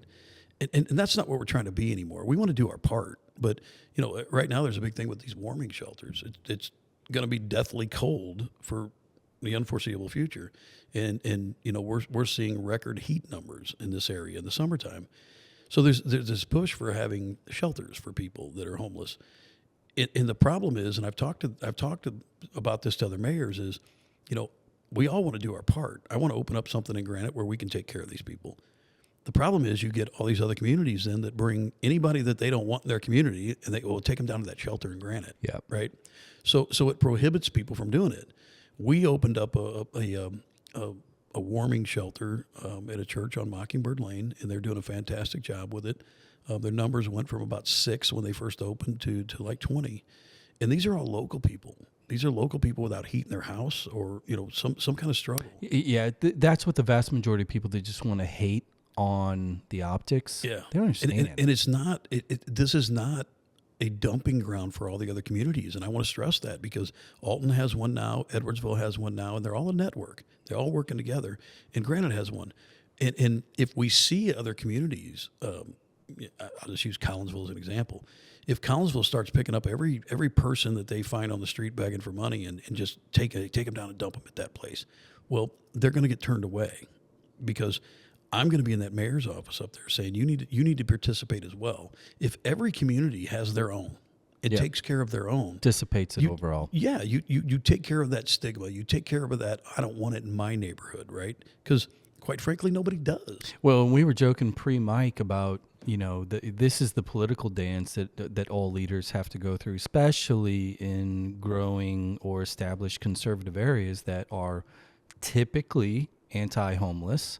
But at the same time, religious. Yeah. Core, believe in helping others. Well, listen. Let me tell you this too. I mean, there's a balance, right, between the religious right and government. There's a separation on purpose. Yes, and rightfully so. That's America, and there are things that churches can do that I can't go tell them they can't do. Mm-hmm. And this particular church is really trying to do it the right way. They're trying to take care of Granite City people. And, when I say Granite City, I say the region right there. Yeah. What will ruin it for Edwardsville, Alton, just like Granite City, is if other communities don't do their own part and take care of their own. And that really has to be the push when it comes to these warming shelters. And these aren't permanent housing shelters. These are emergency shelters. Right. They're not going to be around when the temperature is 80. They close the doors after a certain hour, and these people can't come and go. Yeah, there's not a fleet of tiny houses out back or apartments. None of that. None of that. They're sleeping on emergency cots from the Red Cross, right, with donations. It's basically don't freeze to death or don't melt. Yeah, and let me tell you something. The one thing that Granite does really well is take care of people in need. Mm-hmm. The best stories that I read through this recent snowstorm were how many people were out helping other neighbors. If an elderly person said something that they couldn't get out of their driveway, or they couldn't get, the snow plows came through for the third time and pushed snow back up in front of it, there were people lining up to go help these people. That's what Granite does. Oh, I know. My aunt's down there. She's got yeah. an army of shovelers. Yeah, I mean, I've been involved with barbecues, man. I love to barbecue, and I have access to a commercial barbecue that's on a trailer. And anybody that's in need, me and my pals we go buy the meat, and we one fundraiser, $25,000. People in Granite do that. So they help. So let's talk a little bit. We've alluded to it a couple times, and that is the two lives you've lived. You've lived 3. You were a cool kid, then you were a cop, and now you're mayor. So let's talk about the cop and the mayor. I don't know about the cool kid part. I put that in air quotes. Watch the YouTube. I was a skinny runt. Got picked on. How many years as a cop? I did 24 as a policeman, 2 as a 911 operator. Okay, so 26 total. Yeah, 26 total. 26 total as a first responder. Front line of some of the worst things that humans can do, Yeah. as well as some of the best things Yeah. people can do. And now you're kind of the figurehead. Not kind of, you are the figurehead of Granite. Talk a little bit about, in today's world, because there is no middle ground. As much as there should be, there's not. When it comes to the perception of police in particular, I think firemen get a pass, for whatever reason. Everybody loves the firemen. Everybody loves firemen. They love those calendars. They do better. All those soccer moms out there are like, You know what? keep the I think cops. what it is they look better in uniforms than the policemen do. It is cool. They It don't is have, a cool They outfit. don't have all the gadgets that really take away from. They get to wear tight shirts, Well, and the women love it's them. those suspenders. That's pretty awesome. I don't know what it is, but they just love firemen more than policemen. It's who you are. It's made you who you are. Big, a core tenet in your id. Talk a little bit about addressing or fielding or reacting to the current narrative of how people view cops, how people view, and frankly, look, you went from being a cop to a politician, so you are the uber definition of a masochist. How does that make you feel? Well, I mean, look, there's been this narrative put out there that we keep hiring cops, we keep hiring firemen, electing. We had a fireman, we had a policeman, as a mayor, and what I would tell people is that I wasn't just a policeman. I was a manager. I was in management probably longer than I was in a patrol car. I managed different units at the police department. I managed, a span of control on any given homicide was 30 investigators, and I was entrusted with the most heinous crimes that mankind has, in murder. Was a deputy commander with the major case squad. I still sit as a civilian member of the mayor on the Illinois side for the major case squad, and that was a career that took management. You had to make life and death decisions on a regular, not just managing a $30 million budget. You're managing life decisions that affect people and constitutional decisions, right? That can affect the bottom dollar of a city. I served on the county board in Madison County for 4 years. So, my whole career, and 4 of that was while I was still working at the police department. So my whole career has been built around activities in Granite City and knowing what the pulse of the city is and knowing where the problems are, knowing crime. It was asked, well, you were a policeman for many years. You couldn't fix the crime. Well, what are you going to do differently? Well, I didn't have any control over the housing market, right? You start attacking crime where the crime committed, right? And you had vacancies all over, derelict houses all over. That's where the criminals hide. So that's one of the things I did. Well. So I've always thought about it in through the lens of really understanding root cause. Because I think about you and your position and your background specifically when I get into these discussions about because we get in this talk all the time here in the city, crime and development and new housing and how do you bring families in and all this stuff, and everything always comes back to crime. In your experience, seeing not only the worst of the worst via murder, but everything leading up to that, when I say to you, or when I ask you root cause, like if I were to ask you, what is the root cause in crime spikes or crime, quote, waves, how would you define that? And how do you put it in through the lens of So I mean, being a mayor? So you have crimes that are preventable, and you have crimes that aren't. Right? Crimes of passion. There's nothing police can do to prevent that. Guy comes home and catches his wife in bed with another man. Something's going to happen. It's not going to be good, right? But there's no way the police can prevent that. Murder is another one. The odds of a policeman being standing on a street corner right when a murder is happening are slim to none. Right. But drugs and money are really the two main roots of all crime. What is it? Aristotle said Poverty is the father of all crime. It is something like that. right. So Paraphrasing. let's just look at drugs, right? So if you're the drug dealer, right, you're committing crimes to hide your drug activity. You're laundering money. If somebody steals your drugs, what do you have to do? You got to go commit a crime to make sure that that person never does that again and get your drugs back. Same thing with money. Dope dealer gets robbed on the corner. What's he got to do? He's got to be the tough guy. He's got to go commit a crime, shoot somebody, beat somebody up, or whatever to get his money back to make sure that his turf is protected. It's all about money. It's always about money. On the other scale, your users and your addicts, your users and addicts are the same way. They've got to find a way to get money to feed their addiction. So there's your burglaries, there's your robberies, there's your home invasions, there's Which your becomes car a burglaries. healthcare issue at the same time. At the same time, right? And those are the things you have to look at: is what can we do to combat that? And the mental health crisis is a problem all of its own, right? And you fuel drug addiction into that as well, or alcoholism into that as well. We have mechanisms in Granite. We have Kettler. We have other state-run agencies that can help people, but there's just not enough money in that anymore. So, we're aggressive on drug dealing in Granite City. Yeah, not as much money in that anymore.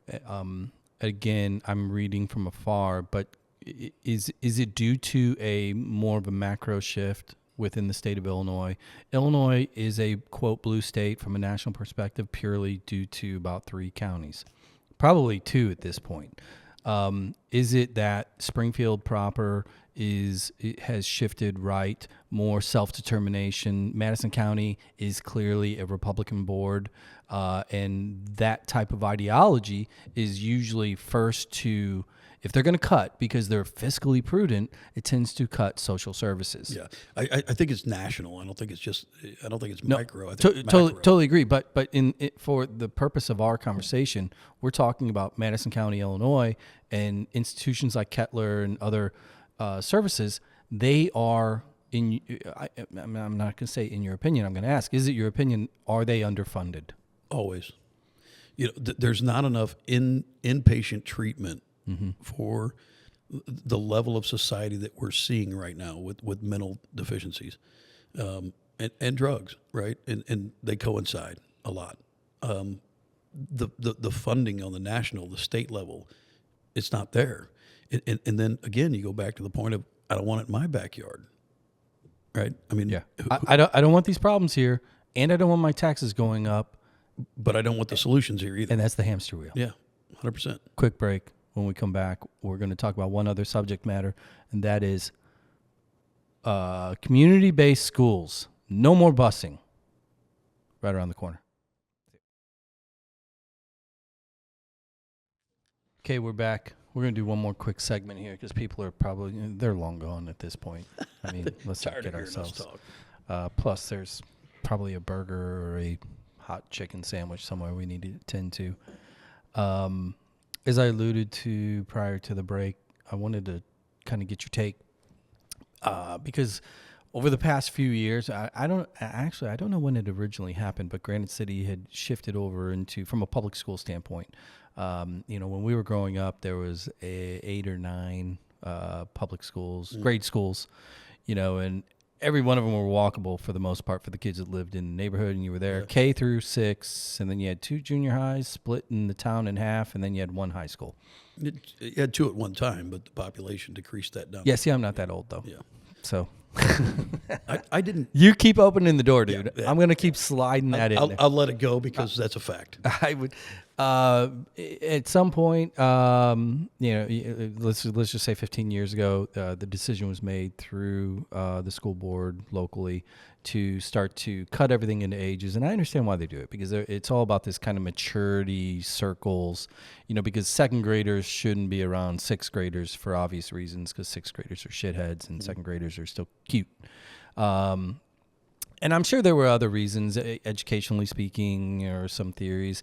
And for years, whenever I would hear people talk about it, peers, friends, family, it was like the bane of their existence because every single year, especially whenever they were in a transitional age, they had to refigure out the logistics to get little Johnny or Jamie to school, and the times were all a little different, and the bus routes were all a little different, and it just seemed like chaos. And now you're going back to, look, we're going to go to community schools. It's going to be K through 5, 6, whatever the age is, getting back to that.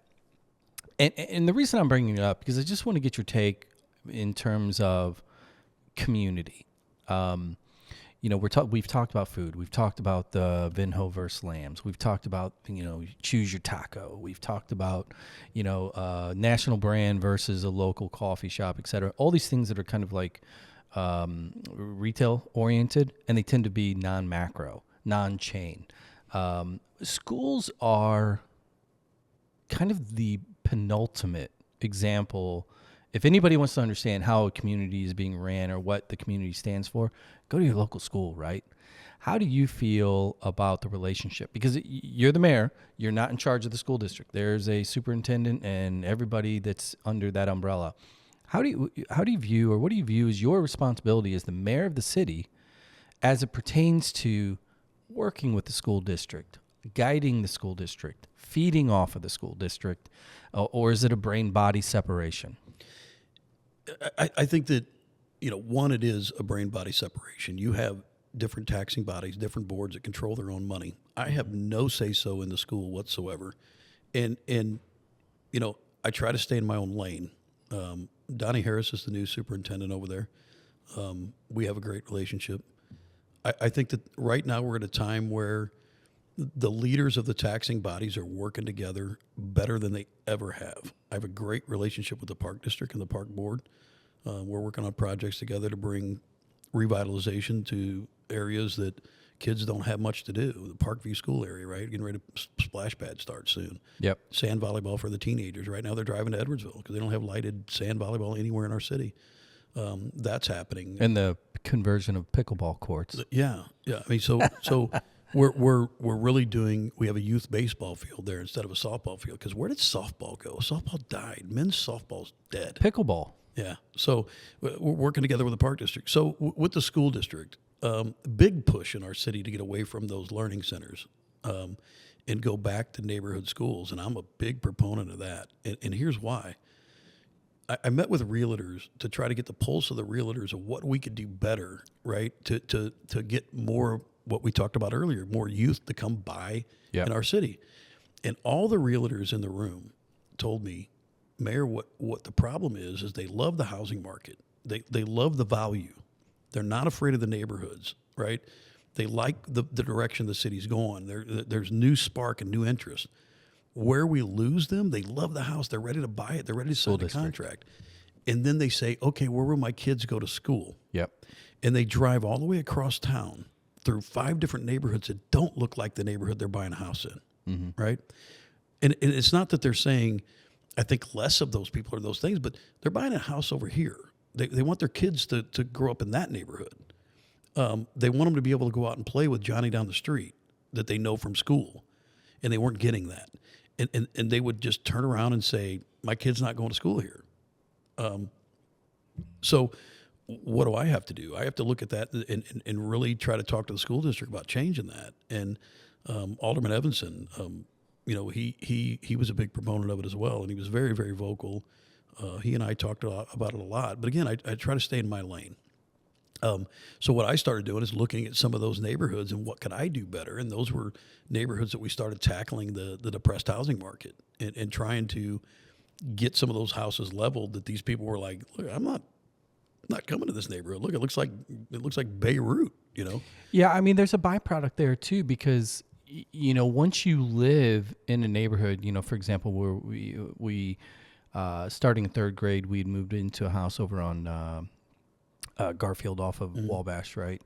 And going to Pro Hard all those years, it's not only that is your school, but that is your community. Those 10, 12 blocks, right? Yeah, you had your field where you played football. You had your field where you played, hockey, field hockey, whatever. You had your neighborhood. Yeah, because I view it also as like, for example, in Webster Groves, here's the policy of the Webster Groves School District as it pertains to schools and busing in particular. Busing exists only at the high school level, and it's for individuals that are coming in due to the integration plan from decades ago. But every year, Webster School District basically sends a letter out, and I'm paraphrasing this thing, and it says, look, if you just moved here or you're wondering why do we not have buses for your grade school, for middle school, it's because we believe fundamental principle is you should spend time with your kids walking to them to school, or they walk to school, or you take them to school. Those are formative times. And I'm completely paraphrasing how they legally put it, but that's what it means. And they take the savings from the busing and they integrate it into other areas within the school district. So when I heard that Granite was going to go back to these community structures, I immediately was like, good. Yeah. Let these sixth graders and the first graders and the third graders walk together down Wabash, just like we did, cross the road at Johnson Road. You know, you build community. Like I said, we established that I've lived in Granite City all 54 years of my life. Never once did I have a bus. Yeah, no. Never. I never had a bus. Yeah. I lived over off Maryville Road. I went to Parkview School, which is now the board office. My middle school was Coolidge. There was a bus. I mean, that's a pretty good walk every day. Yeah, that's a good one from over there. But bus service I didn't have it. So do you feel like these little things in conjunction with what you're doing, because obviously you don't have any control of the school district, but you're going back to community schools within your community, working on the 300 lots to construct market housing or maybe even affordable housing to a degree. Do you feel like if you had to grade yourself, and I know you are a very confident individual, but when you sit back and nobody's in the room, and assuming nobody's listening to this podcast, grade yourself. What direction do you think? Do you think Granite is going in a direction to warrant is it a B? Is it a B plus? Is it A minus? Is it a C plus with, hey, we're midway through the term? Grade yourself for a second here. Are you talking about the city or the school district? I'm saying just the community as a whole, because I don't view the two of those things independently. Well, listen, I think that there's always room for improvement. If you ever think you've done enough or that you're perfect, then it's time for you to go. Yeah. I think that as far as economics in the city, the massive amount of debt that I inherited, we've tackled that vigorously, and we have our city on a path now to bring our credit ratings up and to, we were almost at junk bond status. We couldn't get a loan if we wanted to when I took over. Mm-hmm. There's a lot of people that are critical of selling that wastewater treatment plant. What I would tell you is that if any other person tells you that if they had all the knowledge and all the data, it didn't make the same decision, they're lying to you. Well, here's the thing: if you had put out all the data, none of those people that are complaining would read it anyway. Well, we did put out all the data, and they didn't read it anyway. Right. Case in point. Because the ones that did understand that we had no choice, right? It wasn't a moneymaker for us. Yeah. And we had to put millions and millions into that plant to get it up to the standards that the government was making us do. We're already $120 million in the pension plan in debt, right? Which I inherited, and it's not going to my pension. I keep hearing that. Well, the mayor, we're fixing his own pension. Mine was solvent before this deal, right? There's enough in that pension plan to last 3 of my lifetimes. But the government mandates that we have to have this caught up by 2040, and it's just a lack of payment that was made through the years.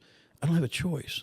So if I don't sell the wastewater treatment plant, we have to raise rates down there, right? As much as what Illinois American has probably raised them already. So that bill was going to go up. And then I'd still have to find a way to pay those pensions by 2040 as mandated by the government. So guess what would have happened then? I'd have had to raise your property taxes. So it's a damned if you do and damned if you don't moment. And these are things that other administrations knew about, but it was easier to kick the can, right, than try to actually tackle and fix the problem. And I made it my goal to fix the problem because I want the city to succeed. And again, I will tell you unequivocally, if you look at the data and you look at the numbers and you look at the facts of where we were at and where we're at now, there was no other way to fix that problem. And anybody that comes in here and wants to play Monday morning quarterback, I will tell you that they're lying to you. There was no other way to fix this problem and fix the city once and for all. Let me ask you a fun question. I find it fun. You might not find it fun. Because what you're talking about is the premise of the argument that I use often when I debate peers in the poli-sci circles or private text chains, et cetera, that are, left, right, center, all of the above. And that is, I've always made the argument like, look, everybody loves to talk about national politics. They love the billboard. They love the big hashtags and, woke or MAGA or whatever they want to use to try and create their arguments. But I've always argued that if you really want to be honest with yourself from a political perspective, if you're not overly analyzing your own backyard, starting with your local mayor or your city manager and then your county and moving from the inside out, you're really not being honest with yourself. Yeah. Because what you're talking about right now, you're kind of proving my point. Because the things that you're working on day in, day out are the things that affect your constituents exponentially more than anything Brandon or Donald can do. Do you do you feel the stress of that? Do you feel the reality of that? You know what? Yes. Because you do get cloud cover from the narrative, people arguing about shit that they legitimately do not understand. Right. And yes, I mean, my life is, you're talking about my life as a policeman compared to as it is as a mayor. I will tell you that my life is more stressful as a mayor than it ever was as a policeman. Now think about that, right? Every day I can go out and make a life and death decision of taking somebody's life or not, or putting handcuffs and taking somebody's freedom away or not as a policeman, and all the risk that comes with that. But yet my life is more stressful making a decision that I know may or may not be overly popular, right? But the data and the experts are telling me it's the best decision for the financial stability of this city for years and years to come. Now, a true politician would say, but it's not good for me, right? It may lose me votes. Yeah. Well, I took a different approach. I said, look, this isn't about me. I'm trying to do what's best for a city and turn a city around. And if I do ultimately what allows me to lay my head on a pillow at night and go to sleep and know that I did the right thing, I'm okay with that. Isn't it city halls everywhere? Aren't they just constantly families going through a divorce and the parents arguing over the love of the kid? Yeah, pretty much. And if you do the right thing, then you're the bad guy. Yeah. But it's good for the kids. And then if you do the, quote, wrong thing and you placate, then the kids turn out to be shitheads. I mean, that's ultimately what it is. A perfect example. Listen. The previous mayor of Granite City, this is not about him. I'm not talking bad about him. He's a great friend, and he did the best with what he had, right? I mean, everything's different. You can't judge one administration by the other because things are changing, right? But, he sold the wastewater treatment pipes, the sewer pipes in the city to Illinois American while he was in office. And he put a portion of those sales back to Illinois American to keep the cost down so that they wouldn't raise the rates. Well, right when I was selling the wastewater treatment plant, those funds ran out. So the first increase that the people saw came from that. And then right after they bought the plant, they've got to put $60 million in it. Yeah, the subsidy had dried up. Right. So they then went back to the ICC and requested another rate increase. So I'm taking the hit on all that, and look, that's fine. That's part of the life of being a mayor. Does it add to your stress level? Absolutely, because again, people are making assumptions based on non-factual information. The problem is that everybody gets something off of Facebook and thinks it's legitimate, right? Because somebody threw something out that they really don't know what they're talking about, and they don't care to go get the facts. Yeah. Now you got Zuckerberg saying we're not fact checking anymore, so Facebook's just going to be even worse, right? Anybody can say anything on the social media sites, and you as a media person, you have to worry about libel and slander. I'm a hack. Well, you know what? You're a little better than that. I mean, but yeah. But my point is this: a person that runs a Facebook page, and people that go on that page and say whatever. I think a time's going to come where that person that runs that Facebook page is more like an editor of a newspaper than they ever have been. Because when you go on there and say our mayor's on the take, it's totally right, and he's stealing money from the city, and you say those absence of any facts whatsoever, there's going to come a time where you run that page and you don't take care of those kind of statements. Yeah, yeah. Not to get into the weeds, but it's the whole 230 rule, right? Where if the Zuckerbergs and Elons of the world succeed, which appears they have, in which they can basically dismantle any fact checking, i.e., we're not mainstream news. And yet, at the same time, they're really building these platforms to take the place of the news. Well, then by default, you're the news. You're the news, right? So, and that's what I would tell these people that are running these pages. You know, that you have some responsibility. Totally. You know, you are an editor. You are the Post-Dispatch. You are, you know, the Granite City Press Record now. And when you allow people to go on there, and I'm not talking about just the average comment that somebody thinks they're right. Yeah. I'm talking about slander. I'm talking about statements of our mayor's corrupt. Our mayor, you know, is taking money. That's the reason that we're having, you know, those statements shouldn't be allowed. Because that's not free speech. No, That's slander. And now you're talking about my character, and you know, I was a policeman for 24 years, and you expect people now to believe that after three and a half years of being the mayor of this town, all of a sudden I became corrupt, right? Think about that. No, look, I get it. I think that you are. I think what individuals like yourself and good cops everywhere are really dealing with is guilty by association, because as you well know, the vast majority are good individuals. Yeah. Work hard. You don't take that job because you want to be a millionaire. You don't take it because you want life to be easy, because you're going to be walking into doors and up to wrecks and into environments that you're going to see things that are going to wreck your soul for a long, long time. So that being said, every industry has them. You got bad apples, right? And I think that nobody wants to talk about that. Nobody wants to talk about. Yeah, you know, I mean, look, what's the fault in the policing today, right? You have this big issue that you know, you can go back to Ferguson, you can go back to before Ferguson, right? And really for the policeman, the biggest issue is the blue code, right? Fix the blue code, and you don't have that problem. Yeah, I agree. When you're a policeman and you see the guy next to you that stole something out of the evidence vault, do the right thing. Yeah, and that's what, like me personally, and I put my opinions out regularly. I'm a means testing guy. Like, I believe teachers should be paid way more. I believe cops should be paid way more for what they do. You know, the value of a teacher. It's not what, for a policeman, it's not what they do.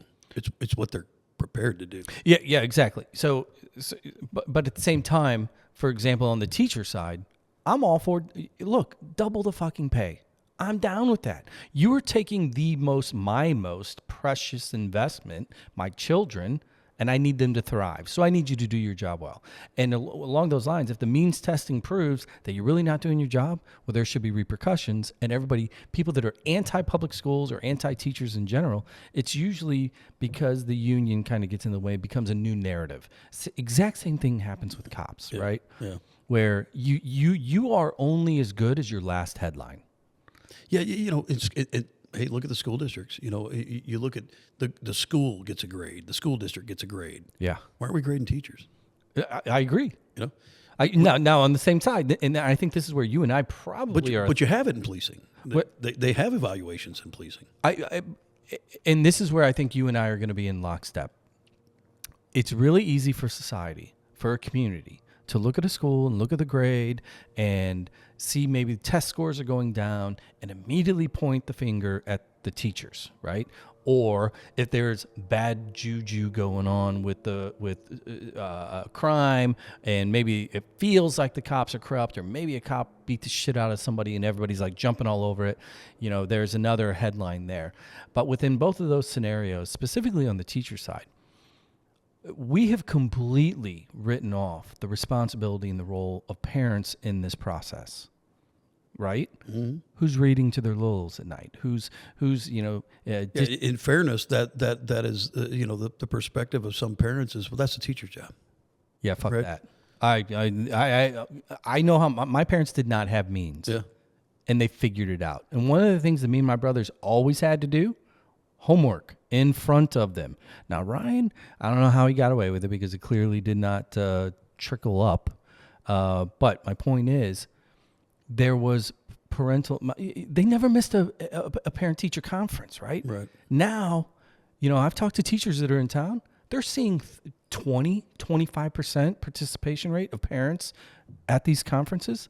You and I both know that is not that is not going to help a community. Yeah. So anyway, now I'm going to blame all the parents. You're off the hook, dude. I'm blaming all your constituents. Yeah, listen, we're a disposable society, right? I mean, everything is quick and easy and disposable, and part of it too is that, when we were growing up, a lot of families still had a one working household. Yeah, it was possible. Yeah, and now it's not. Well, it was from one of those 4 or 5 plants that we alluded to at the beginning of this episode. Yeah, it was a different society. Yeah. And so, look, I commend you for all the work that you've done and the willingness to do it, because there is no goddamn way. Let me, and I'm glad you said that, because in closing, I would say this, that I'm a kid that was born in Granite City, and I love my community, and I don't have to do this, right? People talk, well, like, pensions this and pensions that. Well, listen, I left early. I didn't take a full pension when I left the police department. In fact, if I'd have stayed at the police department 6 more years, my retirement would be better than if I stay as a mayor for 10 years. So I could have worked 6 more years and retired and been fine, right? Yeah, so I did the quick math. That's not a favorable situation compared to the alternative. It's not, but the point is this, that I, like Jenna DeYoung, the city clerk, we're doing this because we want to make a difference in our community. We want Granite City to survive and then prosper. And we've seen firsthand the problems in this city because we've lived it here.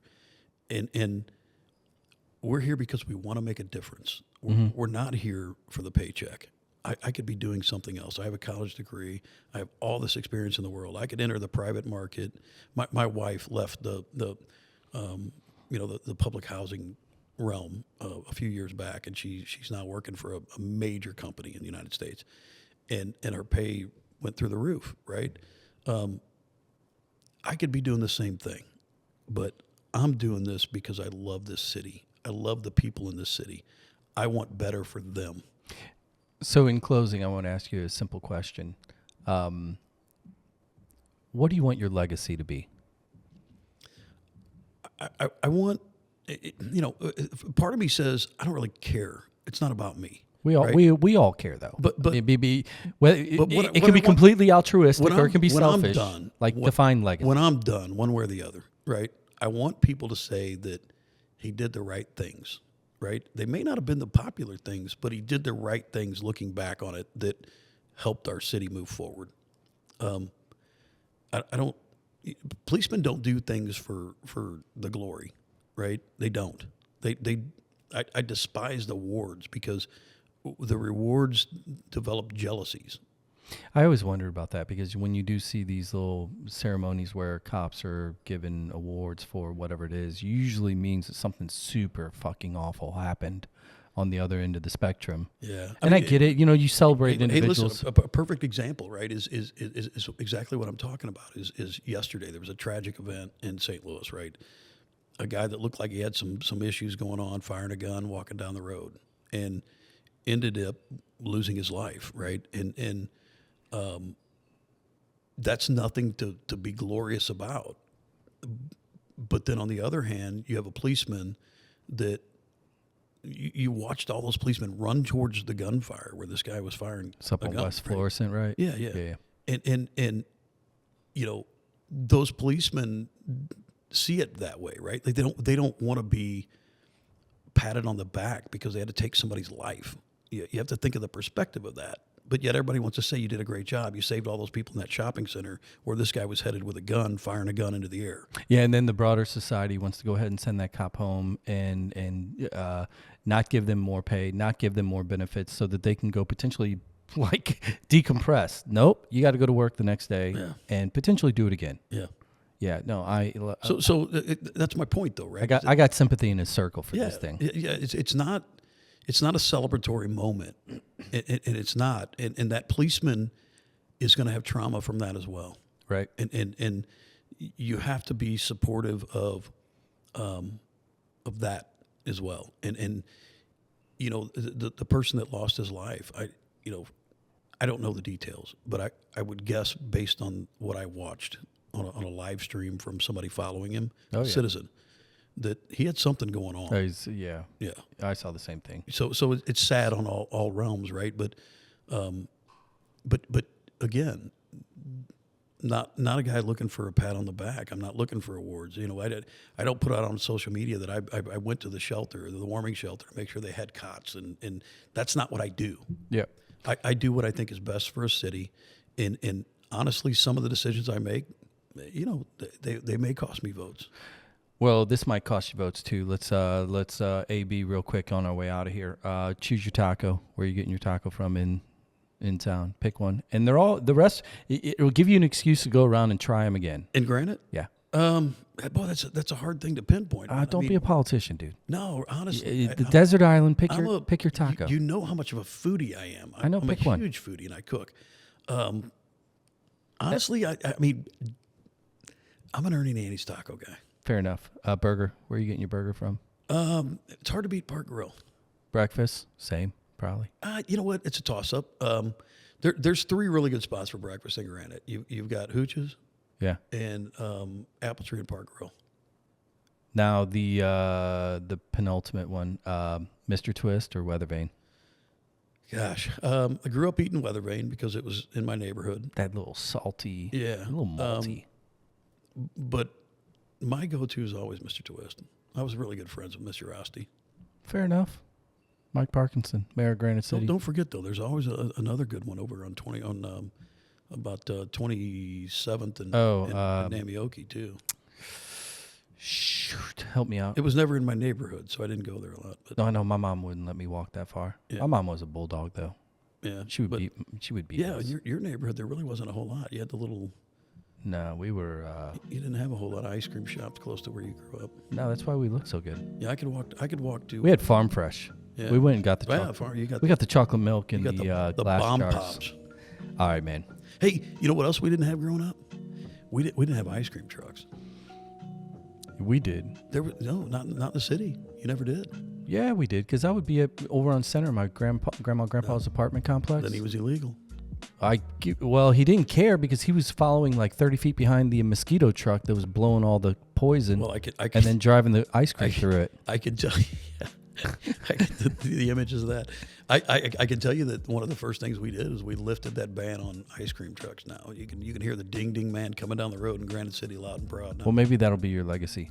Maybe right next to the Reuben statue is gonna be you in an ice cream truck. Yeah, and liquor on Sunday. All right, man. We're out of here. Thank you for joining. Thanks for the invite. It's been good. Anytime. Like, review, follow, share. It's all free. I would appreciate it. Come see what Granite City's got going on. I'll give you the tour. Ping me on PM on socials. I'll give you the 2-cent tour and make Mike pay. Later.